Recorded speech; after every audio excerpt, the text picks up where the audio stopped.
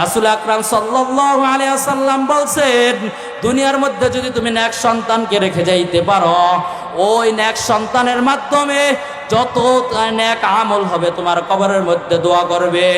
আর তুমি যদি নেক সন্তান রেখে যাইতে পারো, আল্লাহ তাআলার হাবিব বলেন নাই, তুমি যদি ডাক্তার, ইঞ্জিনিয়ার, রেজিস্ট্রার রেখে যাও, তোমার কবর জিয়ারত করবে। যদি তুমি একজন নায়েবে রাসূল রেখে যাইতে পারো, তখন তুমি মারা যাওয়া তোমার জানাজার নামাজ তোমার সামনে পড়াইতে পারবে। আমার সামনে, আমার আগে যে হযরত আলোচনা করছেন, তার শ্রদ্ধেয় বাবাজান এখানে বসে রয়েছেন। আজকে এই বাবাজানের কলিজা ঠান্ডা হয়ে গেছে। মৃত্যুর সময় ঠিক তেমনি ভাবে যখন তুমি জানাজার মৃত্যুবরণ করবা, তোমার ছেলে জানাজার নামাজ পড়াইবে, তখন নামাজের মধ্যে দাঁড়া যাইবে, তখন ফেরেশতারা বলবে আহলান সাহলান আসো। তখন নেক সন্তান দোয়া করবে, হে দয়ার মালিক, তুমি আমার বাবাজানকে মাফ করিয়া দাও, তার অর্থর পরিশ্রমের মাধ্যমে আজকে এই পর্যন্ত আসছি।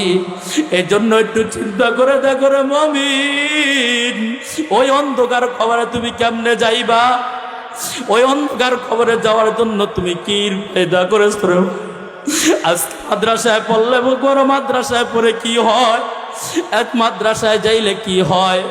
মাদ্রাসায় তো এটাই শিক্ষা দেয়, অল্প আমলেই নাজাতের জন্য যথেষ্ট। এজন্য বলবো রে ভাই, তুমি আমি যতটুকু আমল করি না কেন, ওই মালিককে সন্তুষ্টি করার জন্য করো। এজন্য আল্লাহ রাব্বুল আলামিন বলেন, ইয়া আইয়ুহাল্লাযীনা আমানুত্তাকুল্লাহ, হে মুমিনগণ তোমরা আমাকে ভয় করো। তোমরা যদি আমাকে পরিপূর্ণ ভয় করতে পারো, তুমি বিশ্বের মুসলমান আজকে যদি আল্লাহ তাআলাকে পরিপূর্ণ ভয় করতে পারতো, বিশ্বের মুসলমান কখনো লাঞ্ছিত হইত না।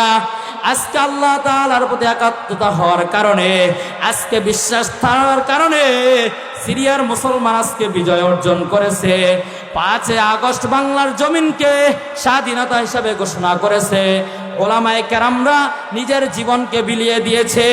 আজকে এই যে 19 জুলাই মাসের 19 তারিখ ইসলামী যুব সম্মেলন ছিল, কিন্তু যাওয়ার সময় বাটারার মোড়ে হাজার কত মায়ের কুলের চোখের সামনের মার ছেলে